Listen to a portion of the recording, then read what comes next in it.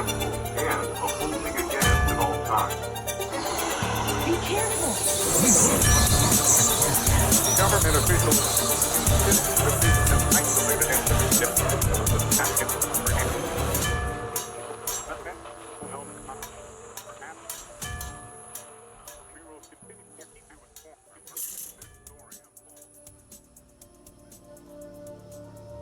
February 20th, 1838. The bell rang at 8:45 p.m. That was the first mistake. Night had already settled over the village east of London, the kind of cold February dark that sinks into your bones and refuses to leave. Candles burned low in the Alsop home. Outside, the road lay empty, silent, and waiting. Nothing good ever comes knocking that late. Jane Alsop rose from her chair before anyone could stop her. 18 years old enough to know better, but young enough to still believe a knock meant someone needed help. When she opened the door, the cold slapped her hard.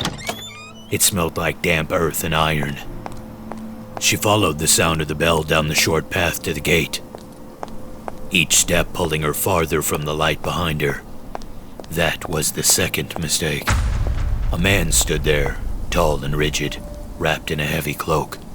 His shape didn't move the way men usually do.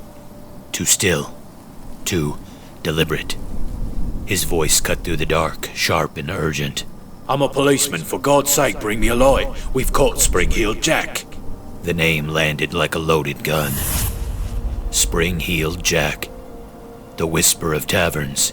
The warning servants passed to one another after sundown. The thing parents pretended wasn't real while bolting the door at night anyway. Jane heard the stories. Everyone had. She ran back inside, grabbed a candle, and hurried out again without thinking. Fear has a way of disguising itself as duty. At the gate, she handed him the light. That was the third mistake. The man dropped his cloak. The candlelight climbed his body slowly like it didn't want to get there. Pale, sharp features carved out of nightmare. Eyes glowing red, not reflecting the flame, but challenging it. A helmet sat on his head like a mockery of authority. Whatever he was pretending to be, it wasn't human anymore. Jane screamed. Blue fire burst from his mouth, scorching the air, stealing her breath. Not heat like a hearth, but chemical and cruel. He lunged. Cold metal claws tore at her dress, scraped her skin, pulled at her hair. She felt steel where hands should have been. She ran, screaming, slipping on the frozen ground. Jack was faster. He slammed her to the path, claws flashing, ripping fabric and flesh alike. Her sister Mary opened the door just in time to see his red eyes lift toward her. One look was enough. Mary froze. Terror does that. It locks you in place and lets the worst happen anyway. Chunks of Jane's hair came away in his grip. Then Sarah appeared, older, braver. She didn't stop to think. She grabbed Jane and dragged her inside. She slammed the door shut as the house shook under Jack's fists and claws. He pounded and scratched, and he laughed. That sound stayed with them. When he finally left, it wasn't because he was done. It was because he chose to be. One last look up at the window. One last promise in his grin. Then he vanished into the dark, his laughter trailing behind him like smoke. Jane Alsop survived. That mattered less than you'd think. Because whatever came to her that night wasn't just a monster in a story. It was something wearing fear like armor. Something that knew darkness, timing, and how legends make the perfect hiding place. Once you open the door to that, it never really closes again.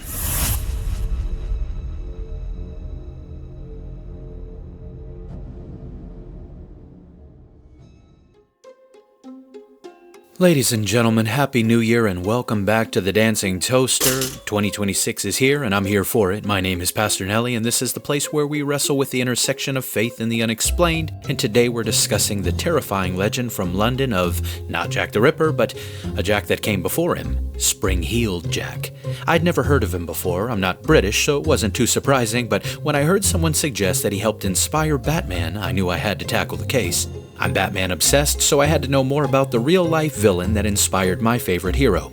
Was this villain named Spring-Heeled Jack a supernatural terror of the night, or was he a mischievous tormentor who found pleasure in striking fear into the hearts of others? Or could he have been something in between? Either way, with the feats attributed to him, his tale is both fascinating and terrifying. Oh, come on, cut the malarkey. If he was around today, he'd be a step below one of them awful YouTube pranksters. Doc, even if we discover there's nothing supernatural about the guy, he attacked women pretty violently. I mean, look at what happened to Jane Alsop in our opener. She and her clothes were sliced, her hair ripped from her scalp. God knows what might have happened had her sister not intervened. That's what I'm talking about, and with flames coming out of his mouth, where else could this guy come from but the pit of hell itself? Slow down, Vinny, slow down. I agree that the flames are unsettling, but we still have a lot to consider because Jack attacked more than just Jane. But before we look at Jack's other victims, let's get into some thank yous. Thank you to my toasties. These are the patrons over on Patreon who support the show. Thank you to my newest toasties. Special shoutouts are in order for Alan, Shelley, Max, Samantha, and Right Fitz. You guys made it a very happy new year for me and my wife. Your financial support helps me to do what I do, and my prayer for this year is that I'd be able to do it comfortably. Oh, come on, don't start e-begging now. Hey, cut the man some slack. Talent this good don't come cheap, you know what I'm saying? This man don't pay either one of us. I know it, and if you don't shut your mouth, he never will. Oh my gosh, guys, cork it. Anyways, thank you, Toasties, for the love and support. You can become one of the Toasties, yes, you, to support my work. $5 a month is all it takes. Early access, ad-free listening, access to exclusives, and you'll get to shape the content in the new year. If you can't support monthly like the Toasties, or you feel led to support another way, head on over to buymeacoffee.com/The Dancing Toaster. If you want to rep The Dancing Toaster around your city, head over to the merch store. Dancing Toaster gear is available at thedancingtoasterstore.printful.me. But no matter what, know that I love you, and I'm grateful for all of you who listen to the show. If you haven't told anybody else about the show, let this be the year that you do. One more special thank you is in order, and that is for those who are praying for me. Your prayers are needed and appreciated, especially this week. Please pray for my wife and I, as this week we had to say goodbye to our other furry member of our family. Bella is no longer with us. If you have pets or you've had them in the past, you know how difficult that can be. Honestly, I was going to postpone the show, but I took too long of a break in December, so I really needed to build the momentum back up. Anyways, if you could pray for us, we'd appreciate it. And if I sound rough this episode, I'm not sick. I've just been a little bit of a mess. Goodbye, Bella. Without further ado, let's dive a little deeper into the unsettling case of Spring-Heeled Jack.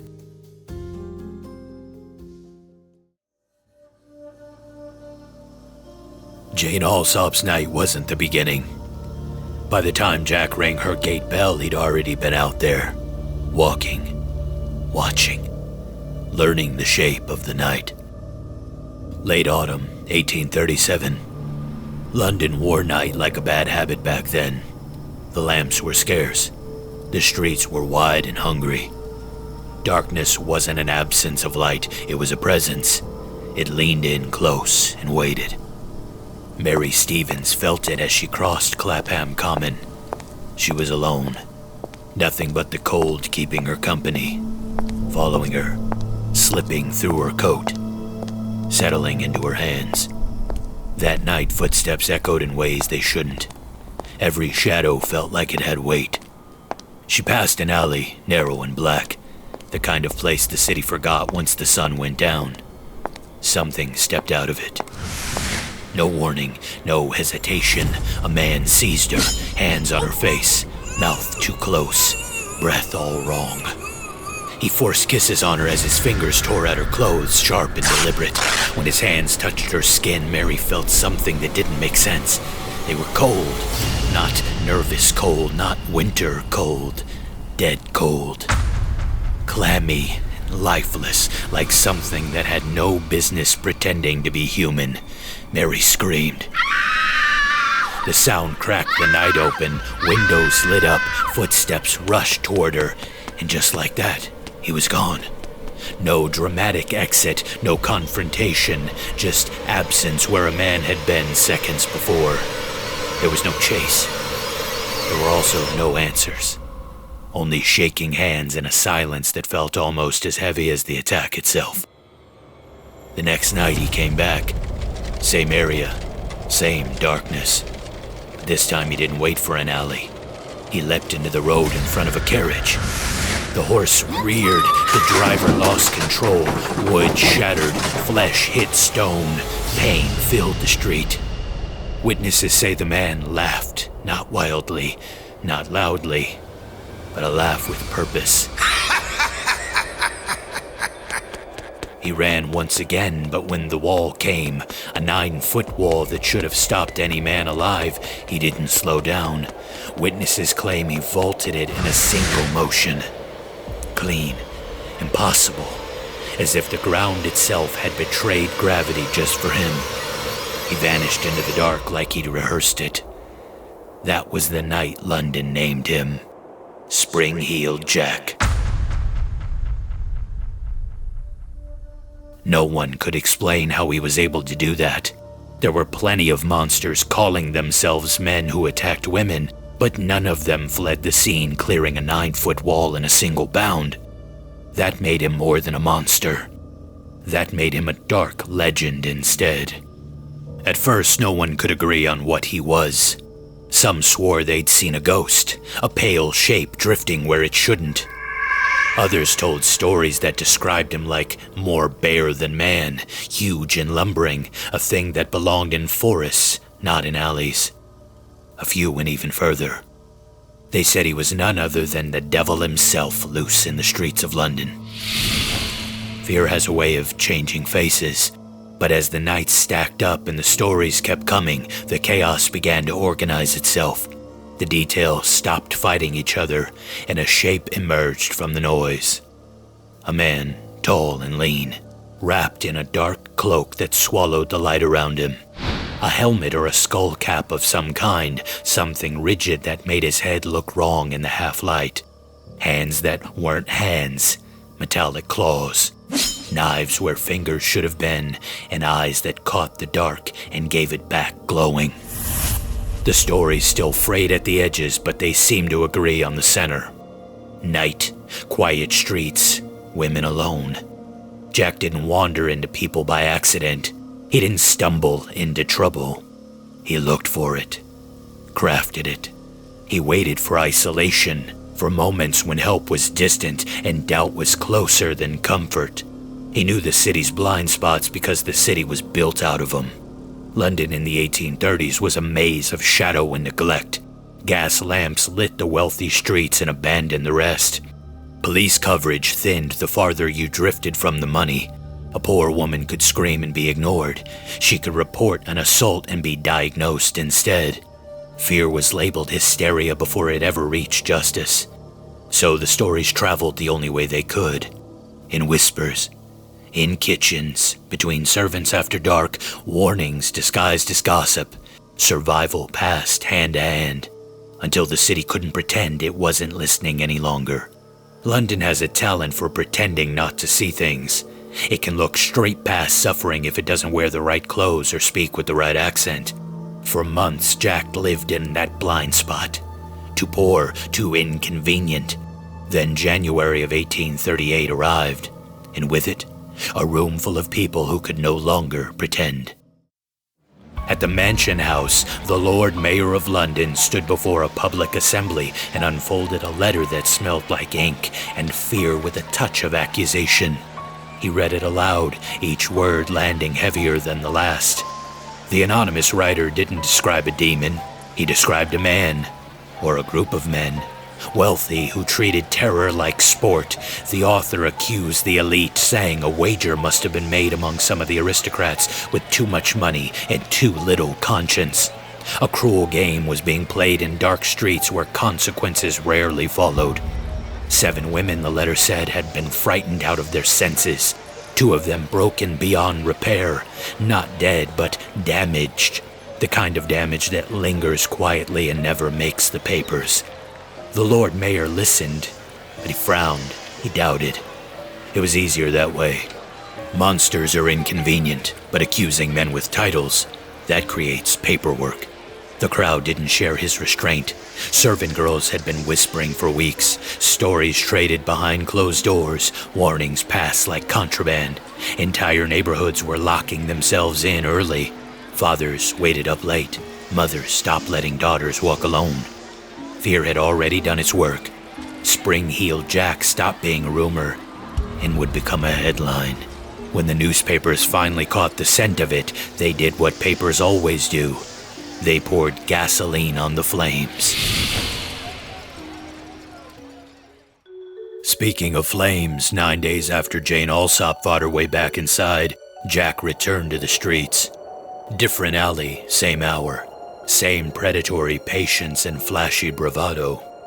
Lucy Scales was walking with her sister through Green Dragon Alley when they saw him standing ahead of them, cloaked, still, holding a lantern like it belonged there. Lucy thought it was a woman at first, with a bonnet, a familiar silhouette, the kind your brain accepts before your instincts get a chance to object. She stepped closer and the night erupted. Blue flames burst from the darkness and filled her vision. It wasn't wild or uncontrolled, it was directed, precise. Lucy hit the ground before her scream could finish forming in her throat, her body seizing as if the fire had reached inside her and flipped a switch. Her sister was blinded by the flash, just long enough. When her sight returned, Jack was already halfway down the alley, walking away. That made it even more odd and unsettling. He was not running, not scrambling, just walking, calm, silent, and untouched.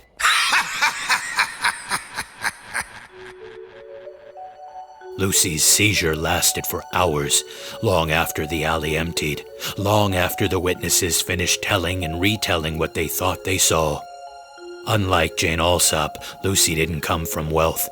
Her case didn't dominate headlines. It didn't stir outrage in polite rooms.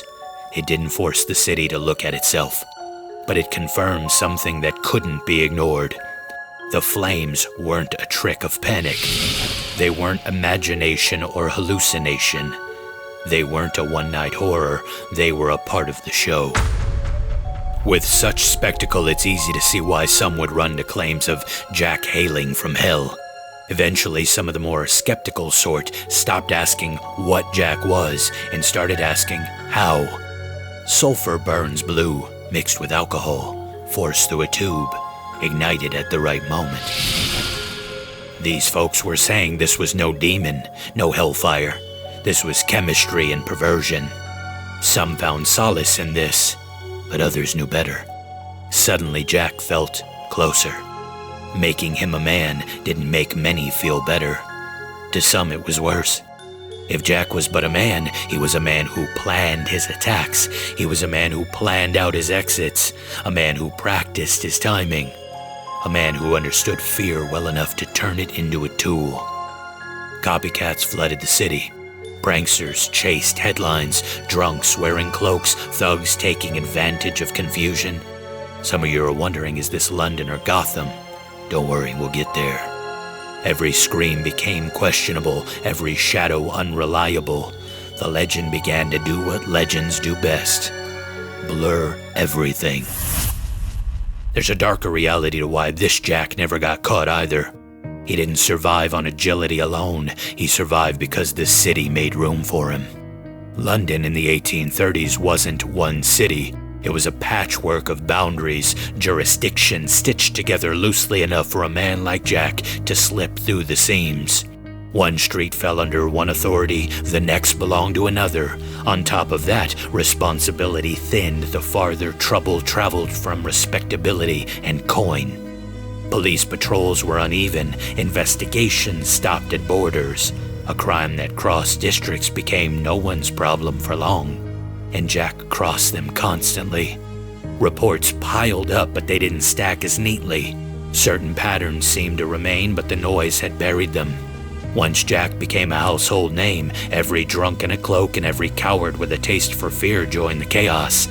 Real assaults were swallowed by imitation. Genuine reports drowned in pranks. Authorities could always point to exaggeration, always say it was hysteria, always say it couldn't be proven. And of course, we've already mentioned class. When poor women reported attacks, their suffering arrived already discounted. Their fear was suspect. They were not witnesses, they were symptoms. When Jane Alsop was attacked, that was when the city finally leaned forward, not because the violence was new, but because the victim was acceptable. Even then, caution ruled the room. The Lord Mayor hesitated. The press speculated. Letters were read aloud while responsibility stayed seated.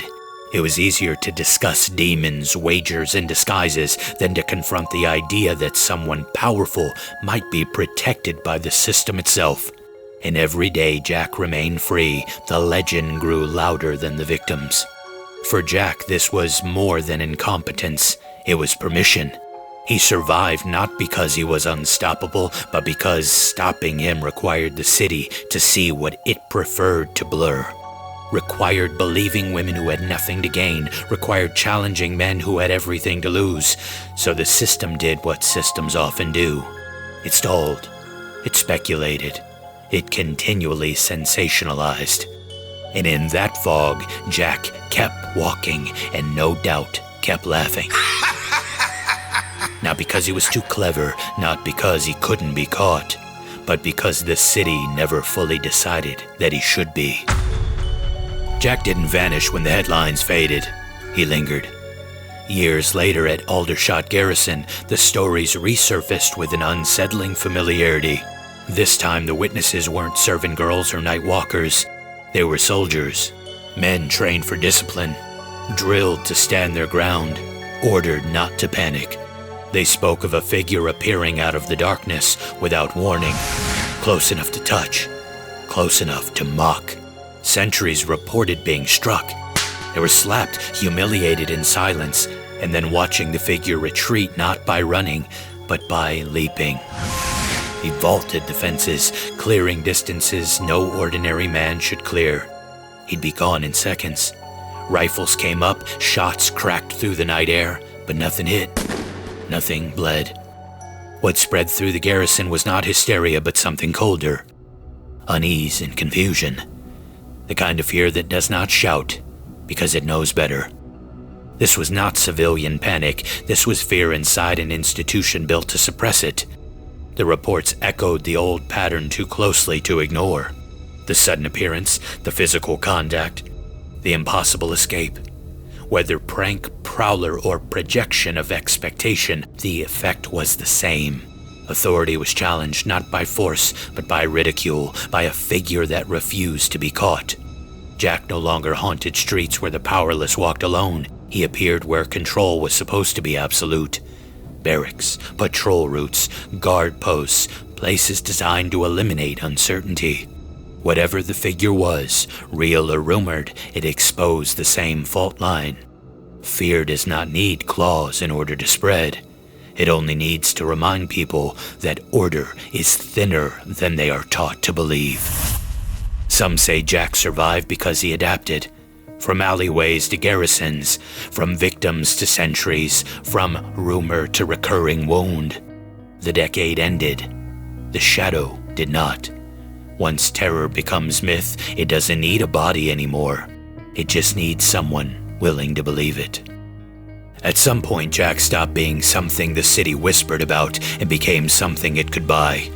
As the real sightings grew harder to pin down and the story spread wider than any single street or witness, publishers stepped in to finish the work fear had started.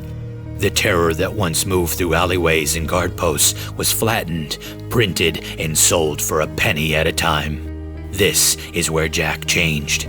In the penny dreadfuls, Spring-heeled Jack was no longer a question mark or an accusation. He became a character, a figure with a backstory, motivations, and exaggerated abilities.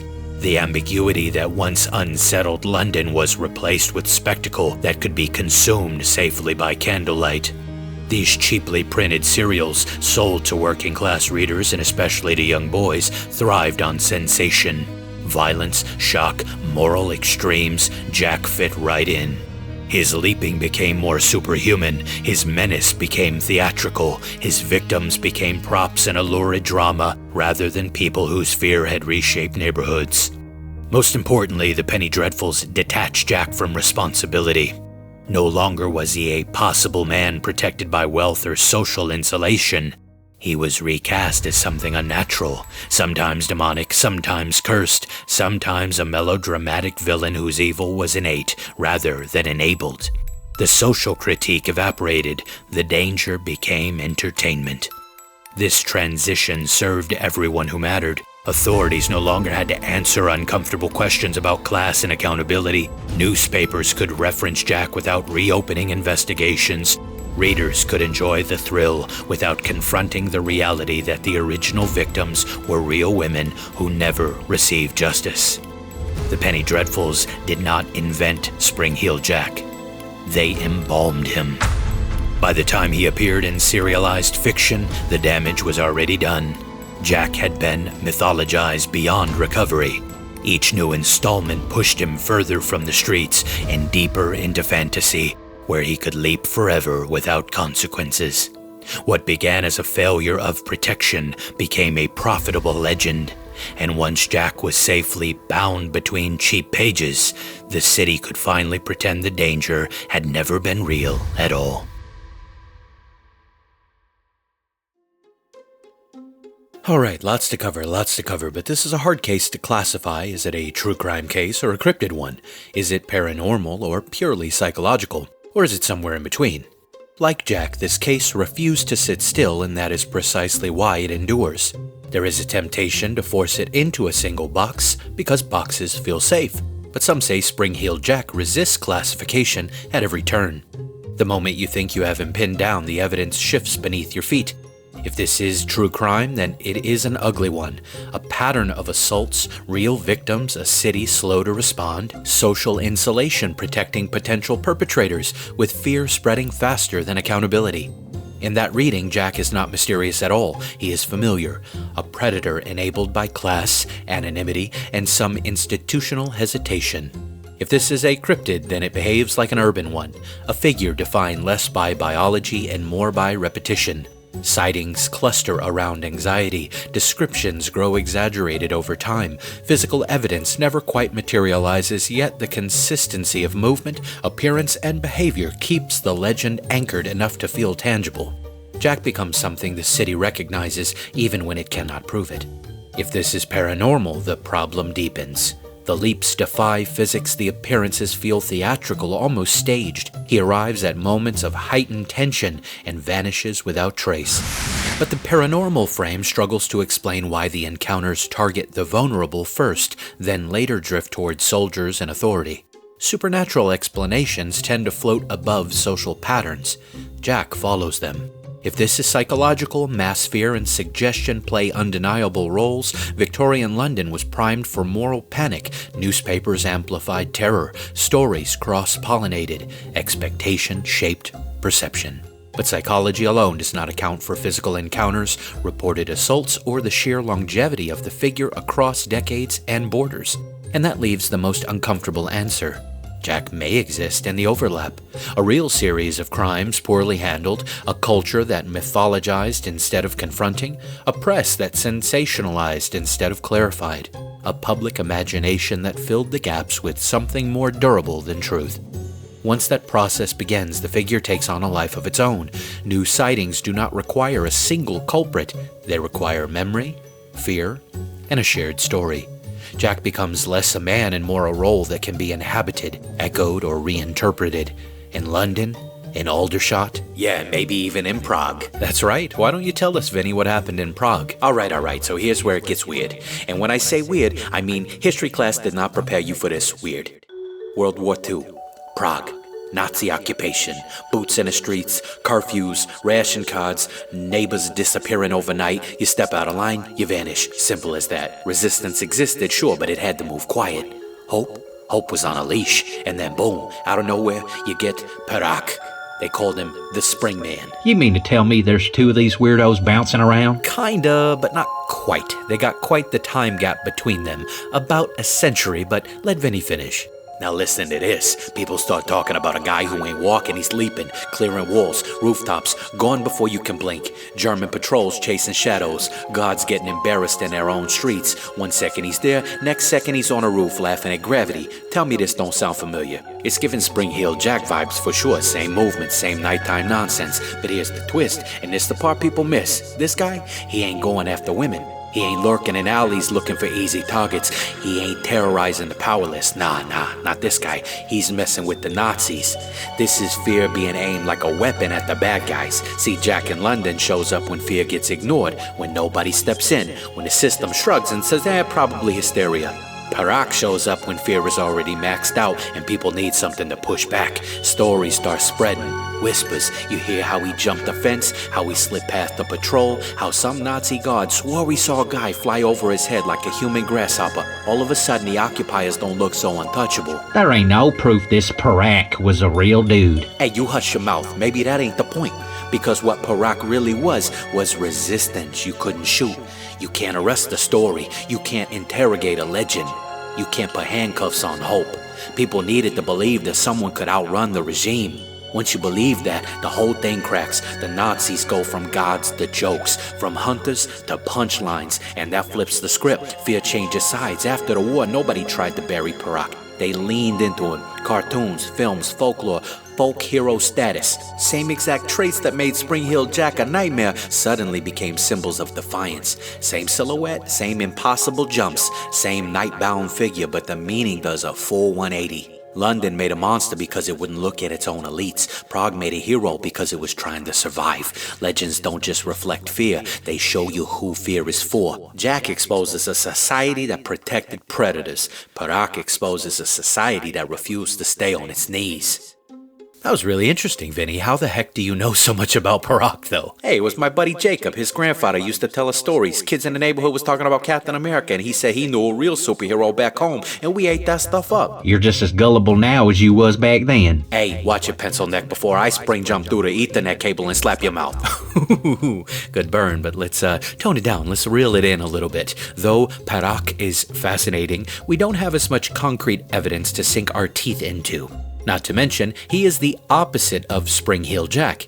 If this was a comic book, they would fit together quite nicely. Kinda like the Flash and Reverse Flash. Exactly. Nerds. You're so annoying and you're boring. Yeah, tell me about it. Let's get back to London. Let's go back 100 more years from Perák to Spring Heel Jack. With a massive gap in time and limited evidence for Perák, we can see how the stories of Spring Heel Jack could have traveled and morphed in Prague. What was he? And who was he? Sounds like he was a creepy man with too much money and too much time on his hands. Alright, Doc, I let Vinny have a minute. I suppose you deserve one too. Alright, listen, before we start talking about monsters jumping rooftops and shadows outrunning bullets, let's look at what we actually know, alright? First off, as you mentioned in your silly little story, London in the 1830s was the perfect environment for a rich idiot with a mean streak. You got gas lamps throwing weird shadows, no modern policing, no coordinated investigations, and a class system that basically gave wealthy young men a free pass to behave like animals as long as they didn't embarrass the right people. You don't need a demon, you don't need a cryptid, you need money, time, and the knowledge that nobody's gonna touch you. Come on, Doc, what are you talking about? What about jumping 9-foot walls? Hey, I didn't interrupt you. Yeah, except for when you did. He's right, Doc, you did interrupt him, but anyways, continue, and yes, please explain the 9-foot impossible leaps, please. Alright, these so-called impossible leaps were nothing more than adrenaline with a dash of exaggeration and witnesses seeing things in the dark after they've already been terrified. You scare someone bad enough and their memory fills in the gaps for you. Add alcohol, poor lighting, and rumors already floating around, and suddenly every jump turns into flight. His silly costume gives it all away. It was all just theater to this nut. Masks, capes, helmets, maybe even spring-loaded footwear. Rich folks were experimenting with all kinds of mechanical nonsense back then, maybe even some early parkour. This was the same era obsessed with automatons, clockwork toys, and stage illusions. You really think a bored aristocrat couldn't rig up something to look impressive for a few seconds? The same is true for those so-called clawed hands and the fire breath and all that. Though it could have simply been Victorian papers spicing everything up, I'll humor you dorks and let you know all he would have needed was some chemistry and a little stagecraft. Let's start with them claws. Human hands look real different under stress. When someone's lunging at you in the dark, fingers spread, tendons locked, nails extended, what your brain records ain't anatomy, it's a threat. Long fingernails, metal finger caps, even sharpened glove tips would register instantly as claws to a terrified witness, especially when you're already primed to believe you're facing something unnatural out there. And there's another factor people forget, and that's gaslight. Yeah, like you gaslight me all the time. Not that kind of gaslight. Victorian London was lit with gas lamps that distorted shadows and edges. That kind of light and exaggerated angles.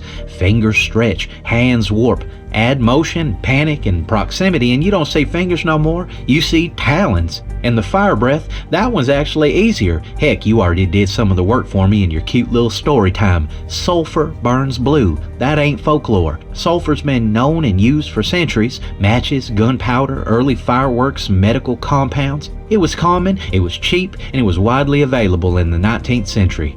Now you mix sulfur with alcohol and you get a highly flammable vapor that ignites fast and bright, but burns off quick. What witnesses described wasn't sustained fire. Nobody was talking about no flamethrower. They was talking about a sudden burst, a flash. Enough heat and light to terrify, not enough to leave scorch marks or bodies. Now picture the delivery method. A small tube concealed in a sleeve, maybe a collar, or maybe even a glove. Something you could raise toward the face or the mouth. You force the vapor through, ignite it near an open flame or spark source, and for a split second you get a blue flare that looks like fire coming straight from the mouth. And in the dark, under the gaslight, with adrenaline dumping through your system, your brain doesn't go, oh, that's a sulfur alcohol reaction. No, your brain goes, oh, that thing just breathed fire. This wouldn't even have to work every time. It only has to work once. One successful ignition, one flash, one witness close enough to feel the heat of that thing. After that, the story outruns the science and the truth. The newspapers will do the rest. Every retelling adds intensity to the flames. Blue flame becomes fire breath becomes infernal. But no part of this was supernatural. It was performance. Psychology paired with chemistry, so in this case maybe the people didn't imagine the flames. They saw exactly what happens when sulfur burns blue, alcohol carries the vapor, and fear fills in the margins. Well, hard to argue with all that, Doc. There are documented stage tricks going back centuries where performers use small quantities of flammable substances to produce brief flashes of flame from the mouth. Alcohol vapors, phosphorus-based compounds, even simple chemical sprays could ignite momentarily near an open flame or spark. You didn't need a sustained jet. One flash was enough to burn itself into memory. There's also the physiological side. When fear hits the body, perception stops working like a camera and starts working like an alarm system. Under acute threat, the nervous system triggers vasoconstriction, narrowing blood vessels to prioritize the heart and major muscles. This reduces sensation in the extremities and dulls fine detail. At the same time, tunnel vision sets in. Peripheral awareness collapses as the brain locks onto whatever seems most dangerous in the moment. Memory can be altered as well. During high stress, the brain does not record events evenly. It compresses experience around the most intense instant, the peak of danger. Psychologists call this peak encoding. Instead of remembering a sequence, people remember a snapshot charged with emotion. That is why brief events grow larger in hindsight. A split-second flash of light is recalled as sustained fire. A spark near the face becomes a blast of flame believed to be from hell itself. A mechanical or chemical trick is remembered as an impossible ability. This is not dishonesty, it's merely biology. Exactly. Fear prioritizes survival over accuracy. The brain fills in the gaps using expectation, emotion, and cultural imagery. Once the memory is stored, later retellings reinforce the intensified version, not the original sensory input. In environments already primed by rumor and anxiety, this effect compounds. Each witness does not merely recall what happened, they recall what it meant. Over time, the remembered peak replaces the actual event. That is how a moment becomes a myth. Yep, and this is what happens when you put it all together.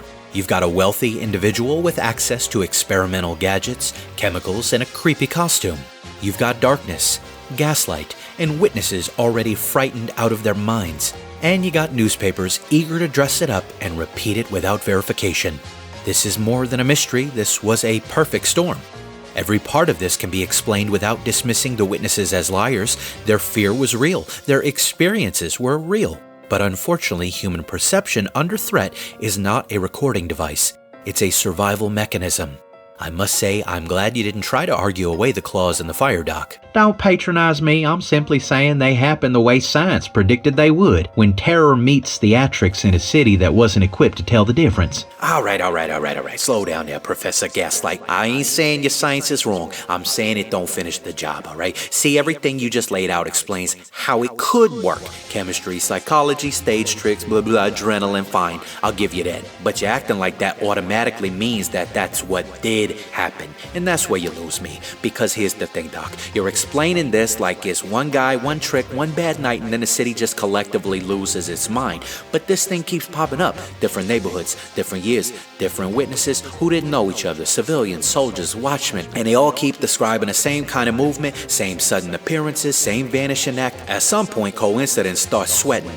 And don't get me wrong, I actually kind of like the bored aristocrat theory. Rich dudes do stupid stuff all the time and tend to get away with it. Always have. But you're talking about a level of planning, mobility, and consistency that starts feeling less like a prank and more like a pattern. Also, explain this to me. If this was just theatrics and chemistry, why does it stick? Why does it migrate? Why does it show up later at Aldershot with trained soldiers? Why does the silhouette survive long after the papers stop printing?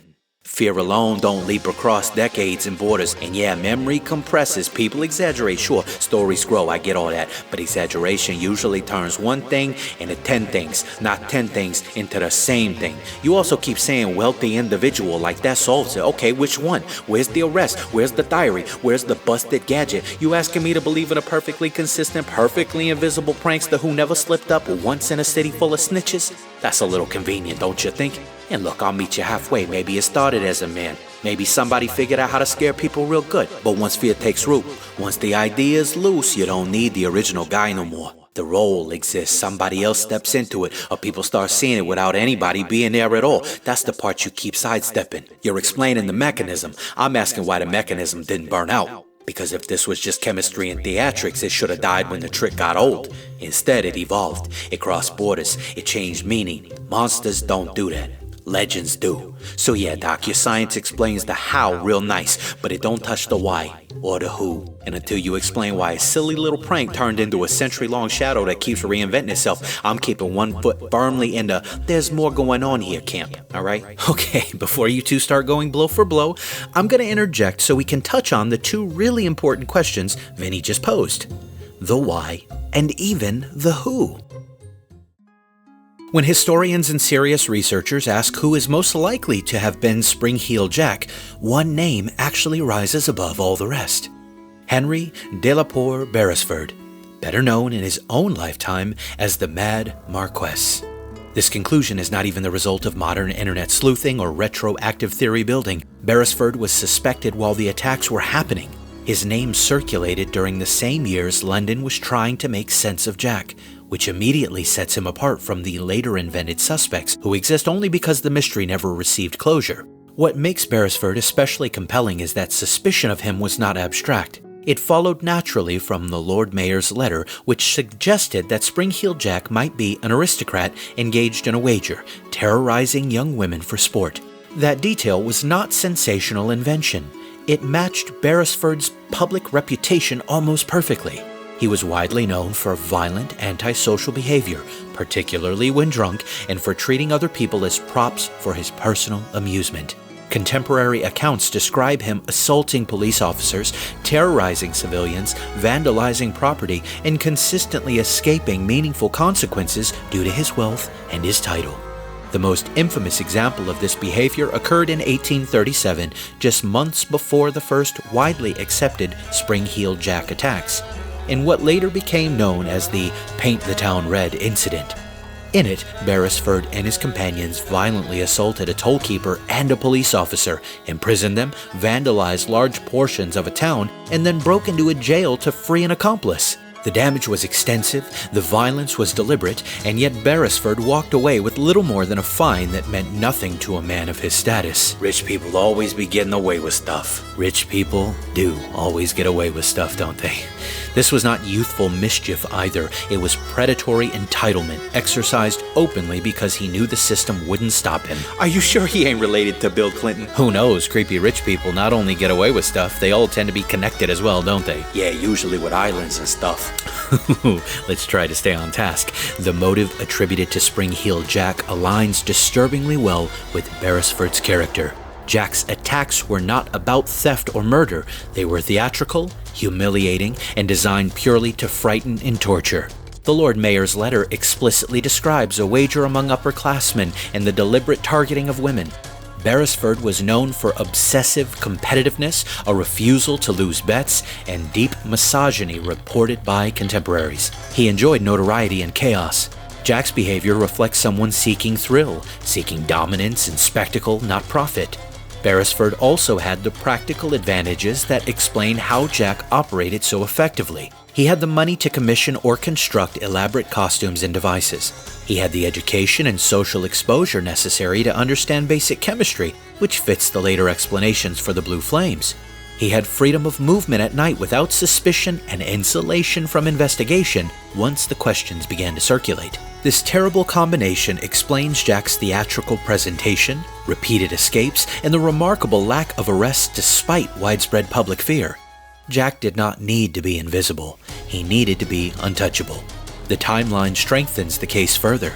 Beresford was living in or near London during the peak period of Spring-Heeled Jack's activity, roughly between 1837 and 1842. After that period, the attacks declined sharply. Beresford married, settled down, and relocated to Ireland. No other suspect aligns so cleanly with both the rise and decline of the phenomenon. Correlation alone proves nothing, but when combined with motive, behavior, and access, it becomes difficult to ignore. This explanation also resolves the mystery of Jack's disappearance without requiring supernatural escape or sudden death. If Beresford was Jack, then Jack did not vanish. He simply aged out, married, moved on, and lost interest in being a weirdo, at least a public one. The name lived on through copycats, newspapers, those penny dreadfuls, and later folklore, while the original perpetrator slipped quietly back into prestige and privilege. Other explanations fail under scrutiny. Prankster theories collapse in the face of documented injuries and escalating violence. Mass hysteria cannot account for multiple corroborated assaults. A single anonymous criminal lacks both the motive for theatrical spectacle and the protection necessary to evade consequences for so long. Supernatural explanations add nothing that evidence requires. Every verified element of the Spring-Heeled Jack accounts can be explained without invoking demons, ghosts, or otherworldly beings. The assaults, the fear response, the clawing, the disguises, the leaping, and even the blue flames all have plausible human explanations once context, exaggeration, and later investigation are taken into account. Because those explanations already account for what happened, adding a supernatural cause does not solve any remaining problem. Come on, this pervert had to at least be demonically possessed or something. Getting off on people's fear, I mean, come on. Sadly, Vinny, demons do not need to be invoked when the sinfulness of the flesh more than explains what occurred. Scripture never treats evil as something that only appears when something supernatural shows up. It teaches the opposite. Jesus said that what defiles a person comes from within, from the heart. Lust for power, cruelty, domination, and the thrill of fear doesn't require foreign supernatural invaders. Sadly, they are native to fallen humanity. What Jack was doing does not require possession to make sense. Taking pleasure in another person's terror is a well-documented expression of human depravity. Violence mixed with spectacle, humiliation mixed with control, and fear turned into entertainment. That does not necessitate demonic activity. That is sinful desire unchecked and unrestrained. When someone delights in stripping dignity from another person, especially someone vulnerable, we are not seeing something inhuman. We are seeing something tragically human. Invoking demons too quickly can actually soften the truth. It moves responsibility away from the offender and turns sin into something external, as though evil only happens when something else takes over. Scripture does not allow that escape. The Apostle James tells us that temptation arises when desire conceives and gives birth to sin.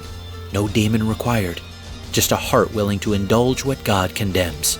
That does not mean the spiritual realm is irrelevant. It means we must be precise when we discuss it. Evil can be influenced, encouraged, and amplified by spiritual forces, to be sure, but it does not need them to exist.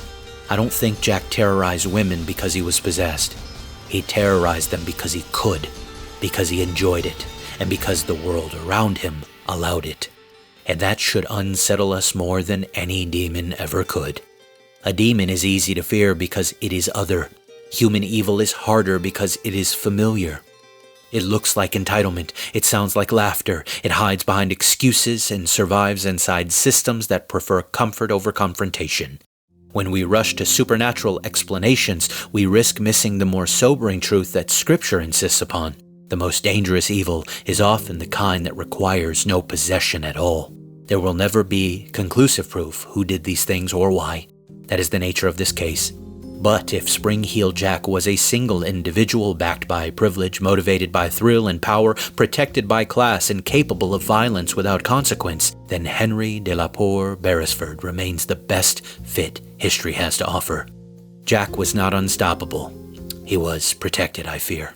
Well, you two wet blankets managed to ruin another great story. Happy New Year, you jerks. Vinny, what the heck?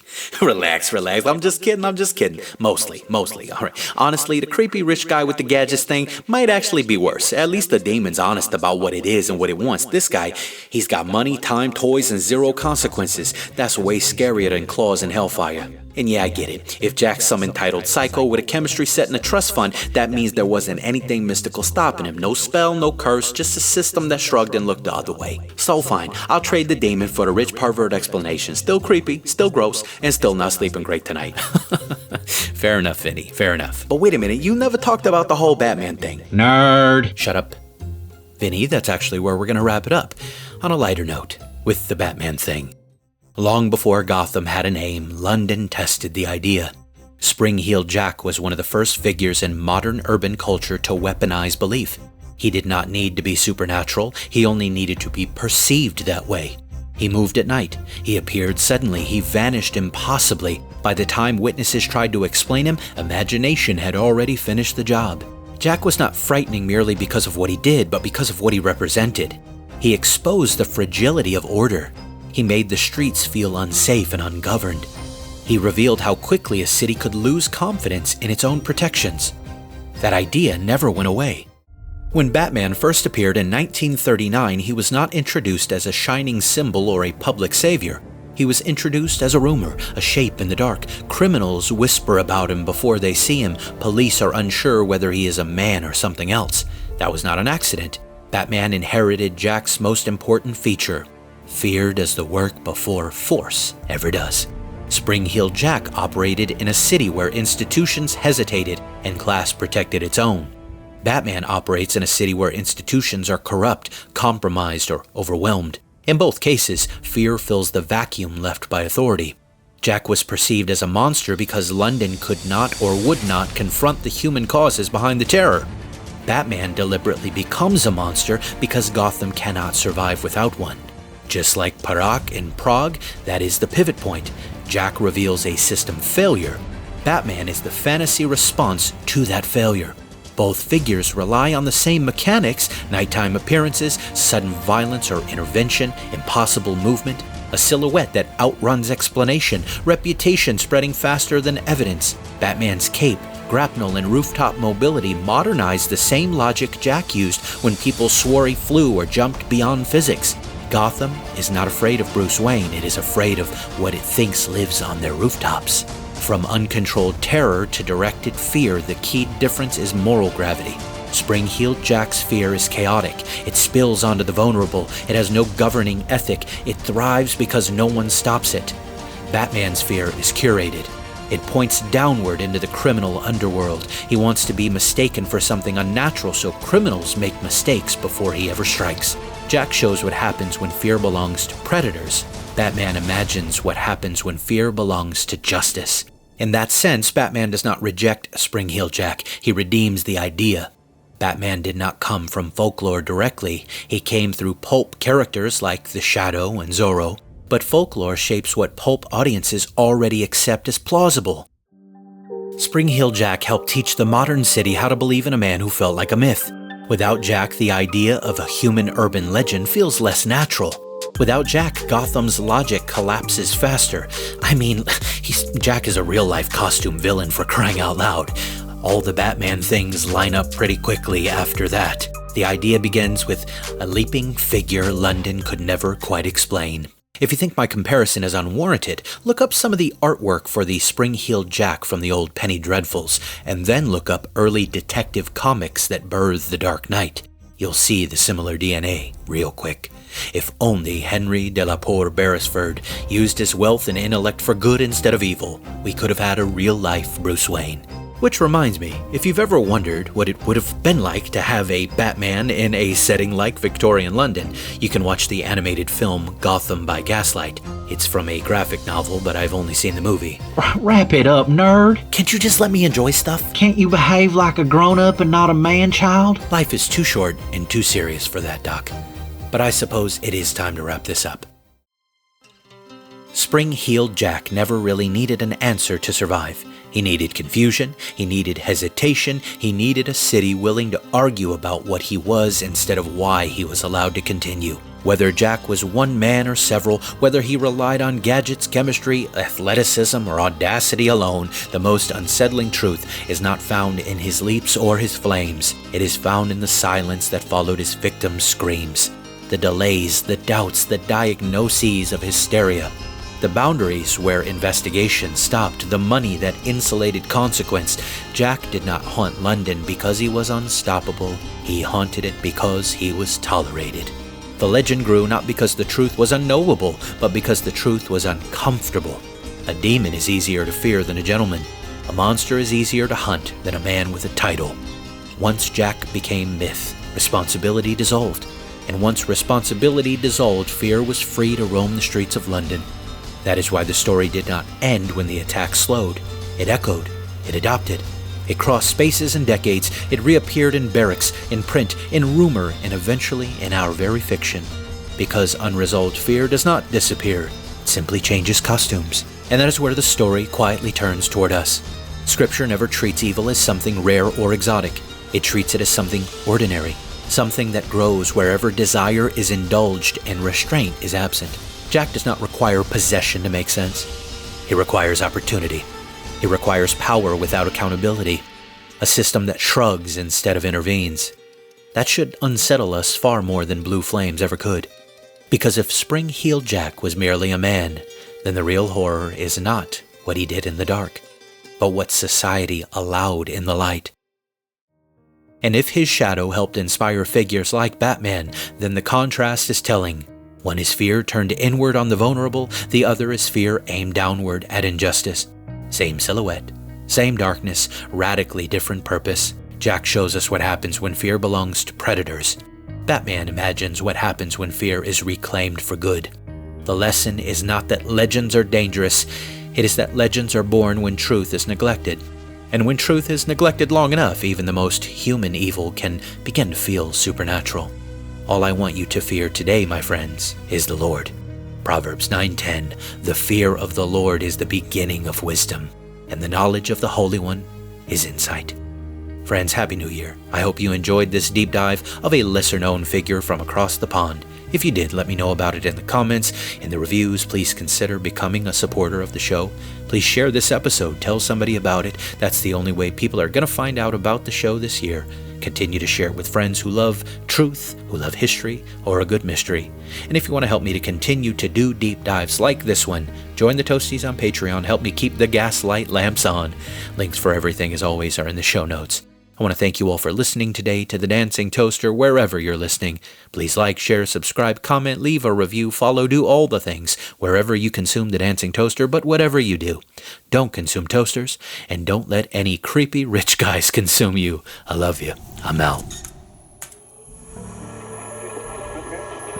Report suspicious activities and call 911 for immediate response. Expect delay. Nobody else will be taken from the south. Stand by. Flight 022, maintain approach. You're clear for Expect traffic delays and restrictions.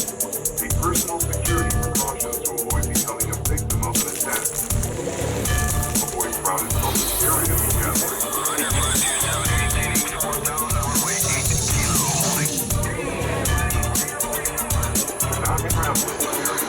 By the attack or in a known area of elevated virus activity, emergency supplies accessible and a holding a gas at all times.